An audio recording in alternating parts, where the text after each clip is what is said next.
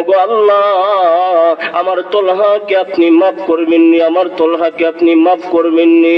আল্লাহ রাব্বুল আলামিন বলেন, ওগো আমার হাবিব, আপনি কান্না করবেন না, আপনি কান্না করবেন না। ওই তলহা আপনাকে, আপনার দিনকে ভালোবাসছে, আপনাকে পাইছে, আপনাকে ভালোবাসার কারণে আমি আল্লাহকে পাইছে। আমি আল্লাহকে যেহেতু পাইছে, আমি আল্লাহর তৈরি জান্নাত তলহাকে দিয়া দিলাম। এমন একটা জান্নাত, ইন্নাল্লাযীনা আমানু ওয়া আমিলুস সালিহাতি কানাত লাহুম জান্নাতুল ফিরদাউসি নুজুলা। আইরে এমন জান্নাত, যারা নেক কাজ করবে, সৎ পথে চলবে, তাদেরকে জান্নাত নামক ফিরদাউস দান করবে।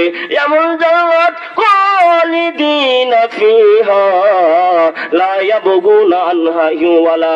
এমন জান্নাত রে, ওই জান্নাতে যদি কোনো বান্দা প্রবেশ করে কোনদিন বের হতে মন চাইবে না, বের হতে মনে চাইবে না, এমন জান্নাত। এই জন্য জান্নাতে যাওয়ার জন্য রাজি আছেন তো? ইনশাআল্লাহ।